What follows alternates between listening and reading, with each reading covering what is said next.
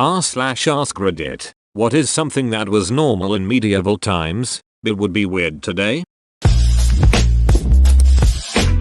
This was a love potion recipe from the 10th century. A woman will lay a cloth on the ground and cover it in grain. She will then strip her clothing off and cover her body in honey. After that, she will roll around on the cloth and try to get covered in grain. Afterwards, she will get up and take the grain stuck to her body over to the mill and ground that into flour. She will then use that flour to bake bread and give it to her husband to eat. There was also another love potion that involves a wife presenting her naked butt to her husband, who then rolls bread dough on it that will be turned into bread.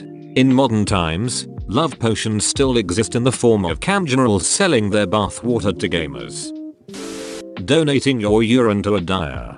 I believe that this is where the phrase "doesn't have a pot to piss in" originated. If you were poor, you sold your urine. If you were really poor, you did not have a pot to piss into and thus could not sell your urine.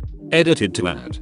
Okay, just got home from work and this blew up way bigger than I thought it ever would. So I need to edit this to add that I did learn that this is not the proper etymology of the phrase. The phrase was not actually used until it was written by Juna Barnes in her novel Nightwood, first published in 1936. It does reference the medieval practice of selling urine and throwing waste out the window, but the actual phrase was not actually coined in medieval times. Here I am, flushing it away, like a chump. Literally pissing away money. Wearing a codpiece. When syphilis-inspired fashion. Duels over a bride at a wedding. That leads to my favorite trivia of weddings, where the best man was not necessarily your best mate, but the best duelist you knew, in order to help fight over the bride at a wedding. And the reason they stand on the side they do has to do with positioning and having a sword to hand, I think. Also, the reason for bridesmaids and groomsmen is to act as body doubles for the bride and groom and confuse any evil spirits looking to do them harm, in addition to mundane duties. A barber doing surgery. It was more like a surgeon was also doing haircuts. Just imagine a barber giving you the sickest fade while you get a radical prostatectomy, or giving you a bob while performing a hysterectomy. It's like a great 2-for-1 deal.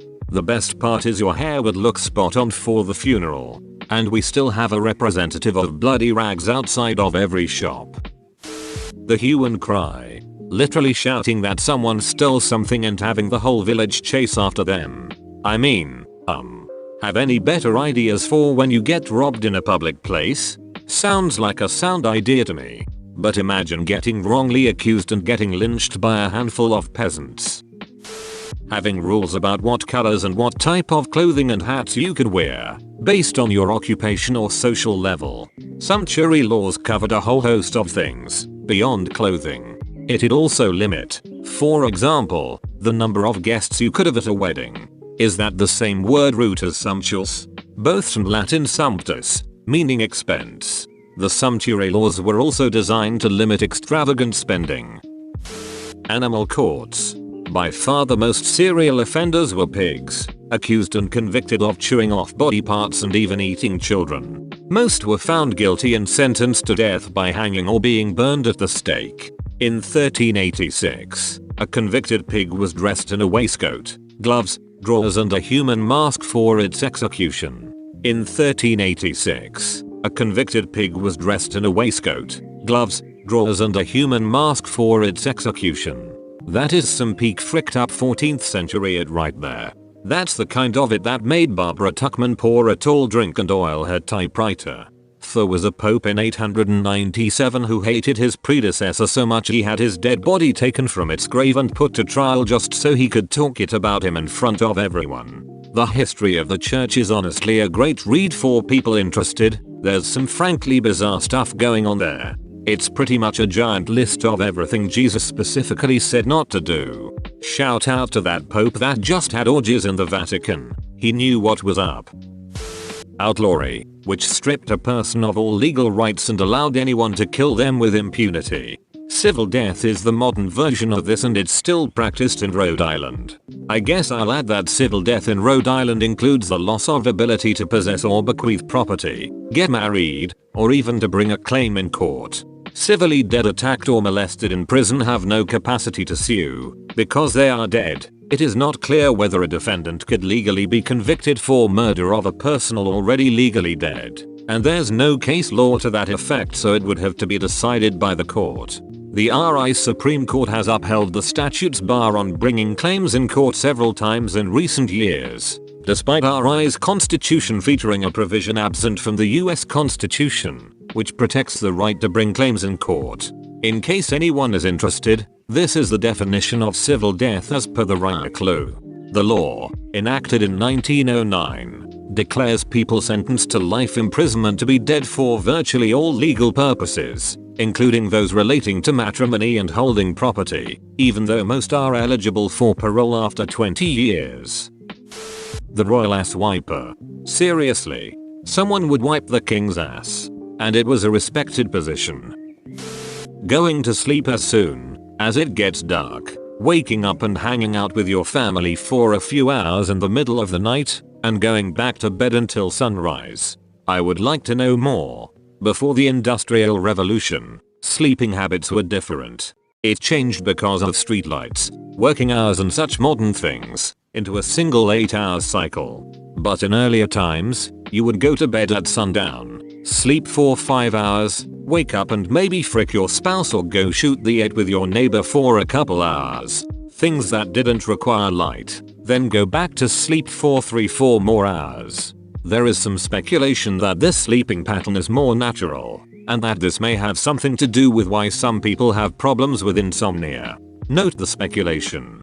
Before alarm clocks were commonplace, the factories used to employ people to walk up and down the streets knocking on the windows of the shift workers to wake them up. They used a long pole with some wire on the end. But who would wake up the people who woke up the shift workers? Throwing your it out of the window. Nowadays we keep it securely locked inside. Don't touch my it. Fight instead of divorce. Why waste time on courts and child support? In medieval Germany, if a husband and wife reached a dead end on some important issue, they entered the ring. The rules, of course, equalized the forces of men and women. In the ring, the man was in a hole, one hand was tied behind his back, so that he could strike with only one hand. And the wife was given a bag of coal, with which he struck. Whoever wins the fight, inflicts serious injury, or the defeated one asks for mercy, is, therefore, right in the dispute. Sleeping with your entire family in one bed. Or if you are a king, sleeping in the same bed with a rival king to cement your friendship and respect for each other, as brothers. Privacy was just not really a thing in the Middle Ages. Actually, it wasn't a thing for the majority of history. Only relatively recently, the last 150 years or so, with separate bedrooms. And I like it, to be honest. Yeah, grandma doesn't wear panties. Found that out the hard way. You have insulted my honor. I challenge you to a duel. I accept. In medieval times it was a common practice to display tapestries on walls, instead of oil paintings and other works of art. My parents had tapestries hanging in our house growing up. To add to the medievalness, in order to get the mounts to hang them, my dad went to the Renaissance fair, spoke to a blacksmith about making the mounts, then a year or two later, when they came back through, was able to actually get them. Public executions. Wearing cloaks. I don't understand why cloaks are amazing. We should bring cloaks back. I have an unproven theory that certain garments like cloaks, greatcoats, and trench coats have fallen out of popularity simply because they are a pain in the butt while driving a car. I think it's because they're inefficient and our society values efficiency.